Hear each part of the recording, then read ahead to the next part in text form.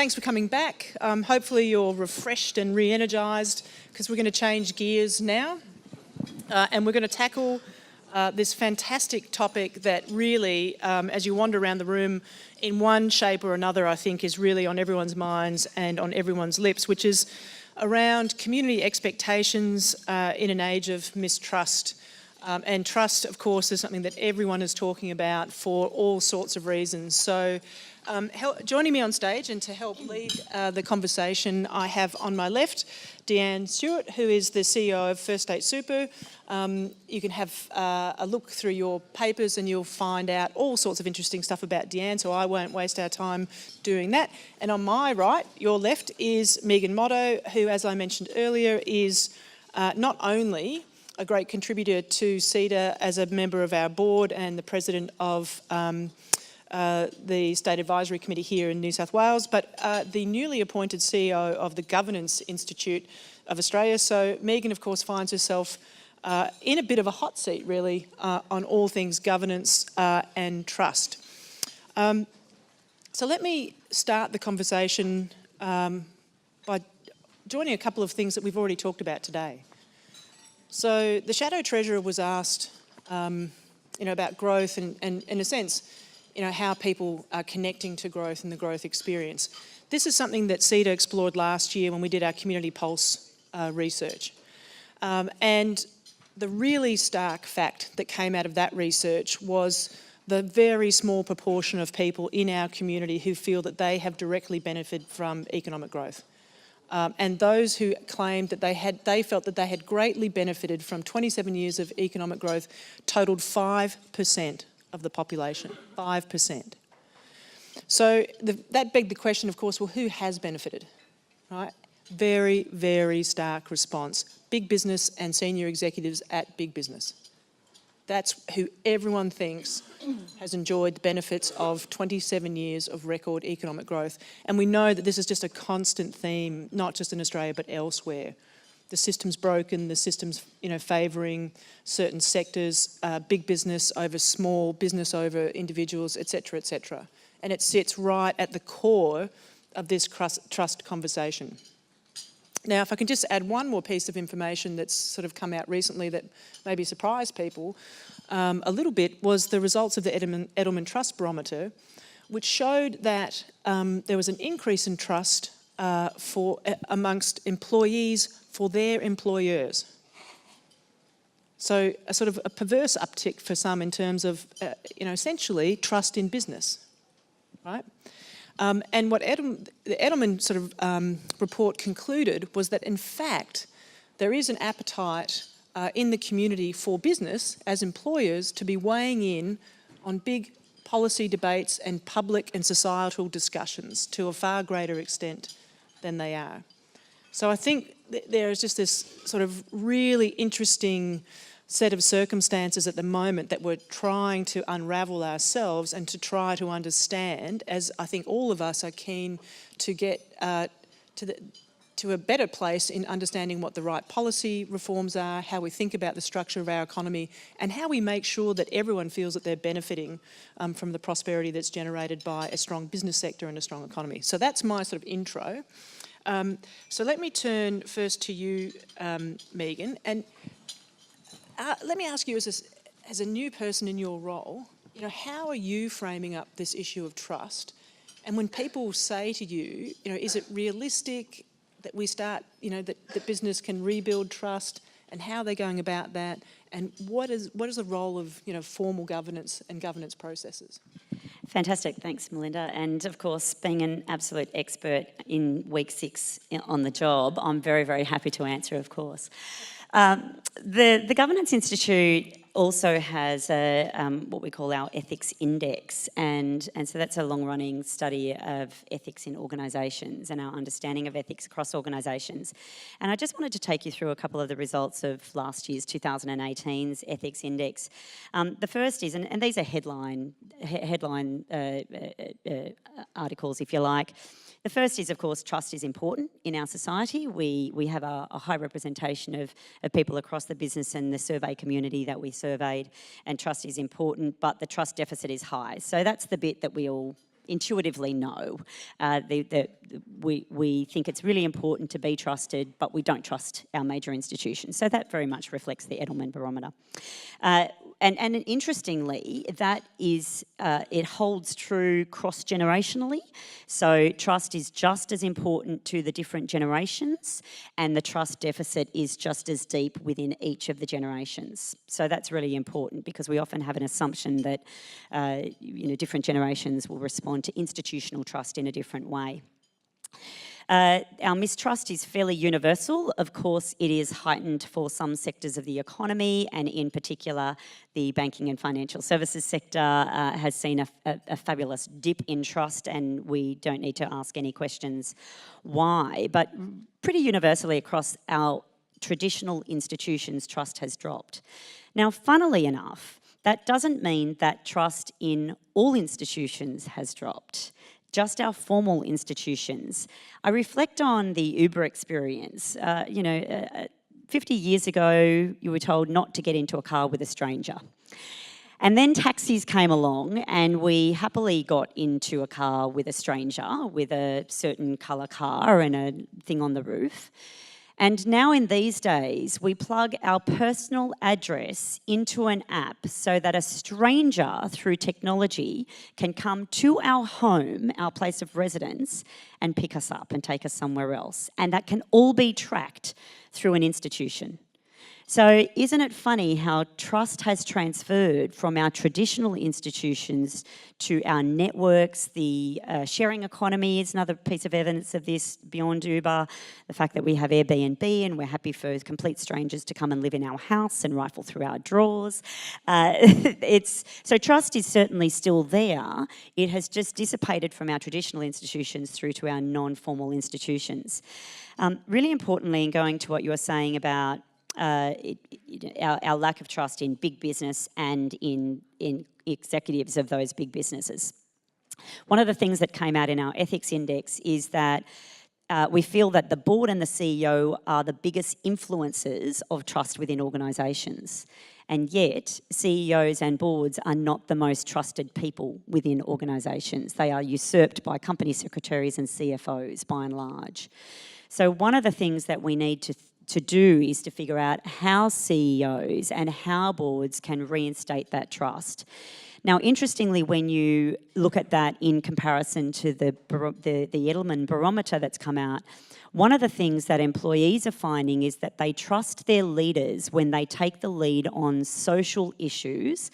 For example, we look at Alan Joyce with the Yes debate. We look at the business community's response to climate change, including the big energy companies who are taking a far and away larger step towards mitigation activity and towards carbon neutral activity than governments are allowing for in the current policy malaise. So when organisations take that leap and move outside of just the agency theory of return to shareholders only, but think about the return that they need to make to internal and external stakeholders, and that would extend to the broader community and their role within broader society, that's when employee trust tends to spike. It's really interesting, because I think one way that I reconciled employees sort of saying that you're wanting their employers to have more of a voice was that employees probably have a better chance of understanding whether what's being said is authentic or not, because they have some visibility of the person, they'll have some visibility of the culture in the organisation, but they'll also understand whether what's being proposed aligns with the business, which of course the rest of us outside of the business probably are less able to do. So that was one way that I sort of reconciled it, was what they're saying is they feel perhaps a bit more confident that they will be able to judge whether this is a reasonable, authentic and genuine foray, or whether it's just a bit of a PR push. Dan, let me just change tack a little bit. One of the things that I find really interesting, and possibly this is because I sit on a board and occasionally I do confront institutional investors and their sharp questions, is the role of investors in this whole conversation, in driving change and in reflecting community expectations. And we've seen some of that. We've seen episodes of it, particularly overseas, in terms of activist shareholders. But how is the industry shaping its thinking around the potential influence that it has, and how is it grappling with trying to get its hands on these important concepts of culture and measurements of trust within organisations and in the governance structures of those organisations? Thanks very much. And in fact, it actually was one of the key reasons that I wanted to join an organisation like First State Super, because there are some real shifts occurring that you can see right across the industry of the effect that asset owners, asset managers are beginning to have, and the ability to either use that as a force for good or a force for evil. And there's a real balance to be struck here, right? Because you actually see a lot of institutional investors and asset owners are often, it's often viewed that they're often a culprit behind this short-termism and focus on the next quarterly return, etc. So you've got that one side. But on the other side, you've actually got some asset owners, like some of the large super funds, like First State Super, that actually take that responsible ownership really seriously. And the degree of focus on ESG, the degree of debate and the rigour, but also knowing that there's a balance to be struck, because at the end of the day, we are here to provide the best return for members. But if we're able to do that and be a force for good, that's all the much better. So you'll see certainly players like ourselves, for example, take the lead on, for example, divesting from tobacco. So First State Super was one of the first to divest from tobacco. That then had a ripple effect across other super funds, and before you know it, actually became a global phenomenon, which was just fabulous to see real leadership here in Australia. I think you're beginning to see that happen through climate change as well. So you saw yesterday's announcement with Glencore, for example, capping their coal production. And that really, one of the impetuses that was the Climate Action 100 Plus group, of which First State Super is a major participant in, both having really good and robust conversations with the likes of Glencore, but also plenty of other organisations, whether that be BHP, Origin, Santos, for example, that actually recognises they've got a job to be done, and it's not like, you know, flicking a switch overnight, but actually that there is a real issue and we need to solve that over time. And so that, I think, is actually a really positive and responsible form of ownership, and where I think you'll see more and more of that occur in the future. So we will turn to questions from the floor. As always, raise your hand, someone will come with the microphone, etc., etc., etc. But again, while I'm waiting for people to get themselves excited and give us the toughest question of the day, Megan, I think one of the things that we're grappling with is the role of formal rules and policies and processes and regulations in bolstering governance and then ultimately trust, as distinct from the softer issues around principles and culture and all the rest of it. And I think there is, I think you need both. But it feels to me like the momentum has turned, at least now, towards more of a focus on the sort of the black letter. And when you were talking about, you know, who has trust within organisations, and you talked about the company secretary and the CFO, I mean, the interesting thing about those roles is that they do have pretty firm rule books that they follow in terms of their conduct, and also incredible transparency. You know, the production of annual reports, which are scrutinised by external auditors, and et cetera, et cetera. So in some ways you could say, well, gosh, that trust comes from those disciplines. What's your view on it, and how do can we walk and chew gum, and how do we get that balance right? Yeah, and it does go both ways. People often say to me, now that I'm the CEO of Governance Institute, and they say, what exactly is governance? And look, really informally, governance first of all, is your rules and processes with which you run yourself as a company. But like anything, the concept of governance is progressing. It's not a static concept, and certainly, as we've seen with the Hayne Royal Commission and some of the recommendations regarding the foray into ethics and culture and the responsibility of governance systems to respond to those issues, I think that we will see a broadening of the concept of governance to be your external rules and procedures, i.e. how you relate to regulators and legislation and so forth, your internal policies and procedures, the rules with which you choose to run yourself as a company, but also looking at that really important piece of culture. And it's a really difficult one for boards because traditionally the mantra has been noses in, fingers out, and so it's a really difficult one for boards to grapple with. Well, how do we influence culture? How do we set the tone at the top, which is the other often used phrase, and yet maintain the differential between governance and management? And I think it comes from really applying the systematic sets of rules with which you would have your internal processes pervaded through, and applying those to the way that you rigorously test your alignment of your principles, your values, your ethics systems, and therefore the cultures that you accept in your organisation. So it is things like making sure that individual KPIs reflect appropriately non-financial elements in terms of living the company values. So driving those through financial systems and the reward systems in organisations. I've been very fortunate to work with the Male Champions of Change program, and one of the things I've been reflecting on is one of the elements of the Male Champions of Change program is a thing called the leadership shadow, and it's essentially a 360-degree performance assessment of yourself where you ask yourself some deep questions, but also you ask others to reflect on the answers to those questions. And it's all about aligning the values that you're purporting with regards to, in the Champions of Change case, your desire to have more gender equality and female participation and promotion in your organisation. But we can apply those to other areas of those intangible ethics and cultural elements.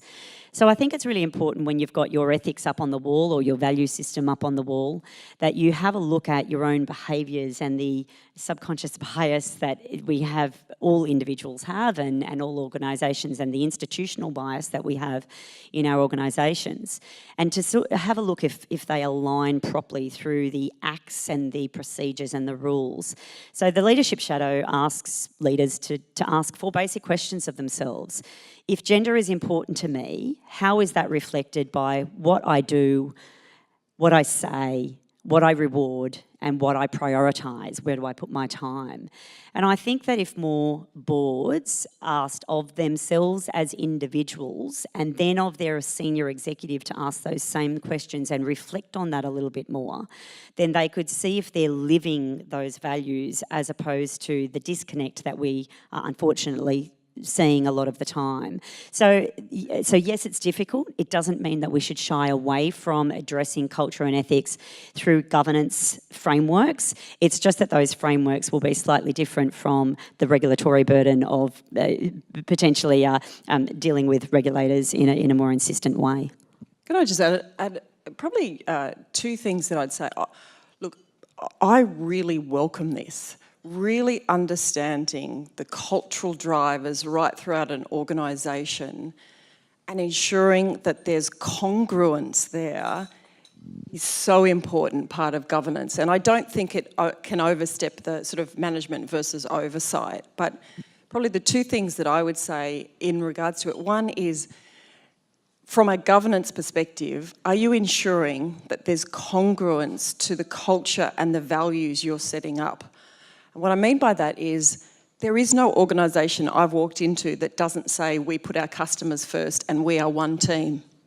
I have not walked into one of them.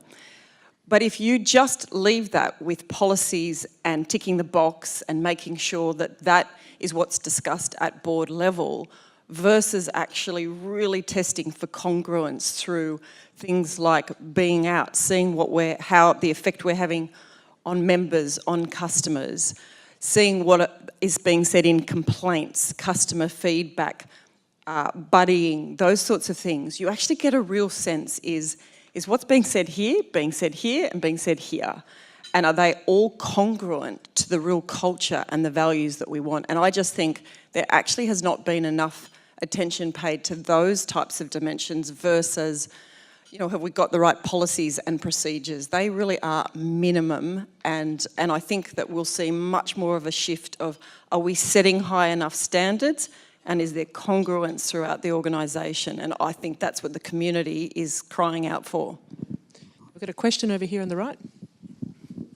Hi, it's Frankie Muscovich from the Property Council of Australia. Question for the panel, but very pleased to see Megan up there in your new role. I wanted to ask a question about, I guess, this growing expectation that business has a stance on particular issues. So I want to test that with you on whether those issues relate to areas where there's a failure in leadership from governments specifically or exclusively, or whether there are other factors at play. And the second part of my question is, a lot of industries are looking at the Banking Royal Commission and, appropriately having a good look at their own industries. What are some of the conversations that you have with investors, and which industries need to be really worried about their culture? I'll have a shot first. Thanks, Frankie. Good to see you. The first part of your question was, is it incumbent upon the business community to step forward in some of these social debates, and the question as to whether policy and politics are failing us somewhat. And I'd have to say, yes, it's very true. I think that we've seen this across a range of issues. Climate change in particular, and response to climate change comes to mind. The building sector has massively taken the lead in terms of a market-driven system in terms of a response, but we're seeing it right across different industries these days. And the Shadow Treasurer this morning, he's right. It's because investments in energy are long-term. They need a certainty of trajectory. They need a certainty of policy outcome, and we're simply not seeing it. It's when we look at the changeover of prime ministers, of the dismantling internally in parties, of the oscillation between the parties over the last 20 years, we just can't sit around and wait for there to be policy certainty. And so the business community is clearly stepping forward and setting those long-term targets for themselves. In terms of a broader range of social issues, I think the business community is also stepping forward because they're understanding that what is good for the cohesion of society is good for business, it's good for long-term economic growth, and therefore it's the tide that raises all boats. And so, yes, you fight for market share amongst your competitors in your particular sector, and you will try and institute those things that will raise your internal productivity and profit performance. But I think there is a broader recognition that we need to deal with, for example, the feeling of inequity of the sharing of the productivity and economic growth that we've had over the last 27 odd years. Unless we can tackle those issues and bring society along with us, then we're really going to be fighting over pieces of the pie rather than increasing the pie over the long term. So absolutely, politics is failing us somewhat at the moment. It gives rise to a sense of the need for new democratic systems to make decisions, whether it's policy by wiki or the dealing with disruption with regulators or a whole bunch of other things. We've seen some really great results, for example, with citizens' juries for policy making as opposed to it being left to the politicians. So I think there's some really great opportunities for us, but business is absolutely needing to and will take the lead. And I would probably add two things to your two questions. Thank you for them, Frankie. One is where you said, should we, for example, CEOs have a voice to all social issues?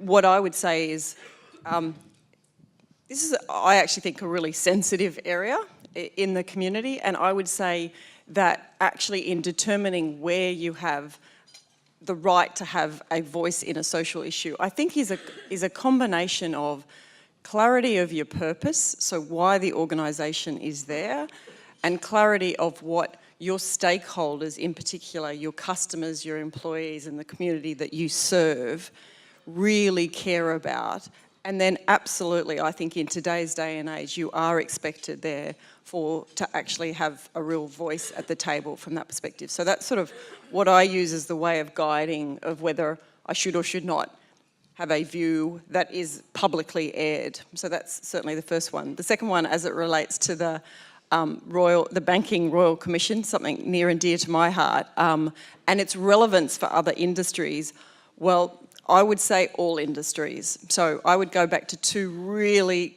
critical things that Hayne pointed out in his preamble before he went through the recommendations. One is he commented the fact that in just about every case of misconduct, there was an absolute maniacal focus on profit, but also on self-interest, personal gain. So that's number one, and that isn't just a financial service issue. That is a leadership issue, actually, I would say, in terms of ego, self-interest over humility and serving the community that you represent. So that's number one. And the second point that he actually brought up, which we've already discussed, is ultimately he said, view all of these recommendations and misdeeds in the light of the number one fact is that the misconduct should be seen at the hands of the board and senior management, and that the buck stops there. And I think that when you think about that, there is relevance across many industries as to the governance and the leadership of industries. So whilst I think the banking and financial services sector is certainly in the spotlight with the Royal Commission, I think those themes are very applicable across all industries. Can I just weigh in on this too? I just think it's absolutely incumbent on every board and every business to be reflecting on the lessons that have been learned from this. I think the challenge is that there has been an immediate reaction where every board is looking at the findings and trying to, reflecting on. Every board will have seen, APRA's report into the CBA. Every board will be considering Hayne and what does it mean for us, as it should. I think the challenge is to do that in a way where you're stepping back and you are asking yourselves genuinely, what does this mean for us? Not just, oh, they didn't do this, they didn't do that, right, tick, tick, tick. Yes, we need a new chief risk officer. Yes, we need this new risk process. Yet, and I think that's the challenge in all of this. And so I think all of these opportunities should be used as a way to have a conversation about at a board and in the senior leadership team around what are the messages we take from this. Let's use this as an honest questioning of where we're at. And then if I can join the dots on what the lessons learned from Hayne and social engagement, for me, and I've said this before on a Governance Institute stage, is that I think what the community is telling business is that they expect to be heard. And that business needs to demonstrate that it is listening to its stakeholders, whether it's its employees or its consumers or people in the wider community. It is listening, it is hearing, it is responding to those issues, and then it is showing people how it is responding. And it doesn't matter whether that's customer policy, it doesn't matter whether it's environmental impact, and it doesn't matter whether it's a social issue that's important to your community or your employees. If you do that, then I think you have authenticity and right to play. But if you don't do that, you'll be found out. Question over here. Yeah, thanks, Melinda. Anne Smith from First State Super. A fascinating discussion. It's very nuanced and very broad-ranging. I'd like to bring this back up to the community level, and it goes to the heart of all the things you've been talking about, Royal Commissions, bad treatment of individuals and bad products and processes and outcomes across the board in many sectors, not just ours. I think when I hear the discussion, the things that are coming to mind for me are fairness, transparency and participation. I'd be interested in your comments on how we can, as a community, overcome things like the sharing of water in the water systems that we're hearing about at the moment, but also, more than that, how we get to move things quickly to get better outcomes in this space of trust. I'll kick that off. I think the first and foremost lesson that we absolutely have to take note of is that through Hayne and through a number of upcoming Royal Commissions, make no mistake, the bar for governance is lifted, and it is not going to go anywhere but up. The requirement, given shareholder activism, given the transparency that social media brings and the immediacy to issues that social media brings, given the breakdown of the hierarchy of communication and information, there is no doubt that the bar has been raised. The issue then for businesses is to figure out how to respond to that heightened bar and how to make sure that those elements of fairness and consistency and whatnot are applied through organisations. Now, the great but also challenging thing about governance is that it is not pursued through necessarily hard and fast rules. Every organisation can govern itself in the way that it sees fit. There is no, this is the standard agenda, this is the standard minutes, this is the standard risk register. There is no such thing as those standards because every organisation must look within itself to create those internal standards. What we can do is assist organisations, and I fear particularly for many organisations in Australia that have no comprehensive, many family businesses, a lot of not-for-profits, filled with well-meaning, well-intentioned individuals who have absolutely no idea of either their regulatory or community-based expectations with regards to governance. So there's absolutely an education lesson that needs to occur with respect to anyone who takes up a director or officer position in any sorts of organisations. But there's the great thing that we can do through governance training is create frameworks for the right questions for you to ask yourself to set your own parameters in place. So once again, asking questions like not just can we do this, but should we do this? If that question is not being asked at every meeting of every board in Australia from here henceforth forward, then there is a problem that we have not learned through Hayne.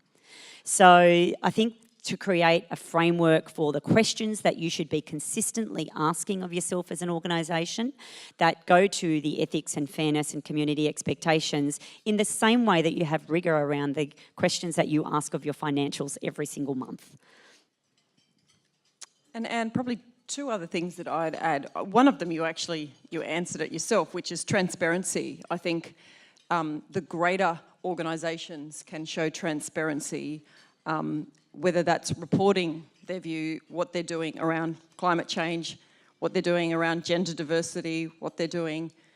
That transparency, I think, helps lift the bar and provides complete view to the market as to how they're doing. The second one is, I think, what you were touching on, which is really around, and this can happen fast, but it's very different to how a lot of organisations are organised today, is are you well equipped to actually understand community expectations and have the voice of the customer heard? And I mean really heard, not just, well, we do a few surveys and that sort of bubbles up and we see an overall NPS or customer sat. I mean, do you really understand the issues of the day of your community and your customers? And that actually can happen quite rapidly, but it's actually more the current management and board well equipped to understand that. And actually, I think that that also brings in an issue of board diversity. And I don't mean just diversity of gender. I actually do mean, is your board and management team diverse enough that they themselves represent the community and understand the community? And I think if you looked at a lot of boards in Australia, the answer would be no. That's not a short-term fix though, that's a longer term fix, but I think diversity of board is also an issue that would help address community expectations. I could just go on and on and on about that topic, but unfortunately for you, we can't. It is lunchtime. What a great conversation. I'm fairly certain that this is a conversation that we will be having again in many different ways, shapes and forms, because there is a lot to be talked about and a lot to be progressed. But thank you, Deanne. Thank you, Megan. It's great to have you here contributing to this event and to CEDA more broadly. So it's lunchtime. We'll be back. I keep having to scroll through my list and find the next time, which is, I can't find it, 1:15. Nods from the table, 1:15, we'll be back. Thank you very much. Thanks.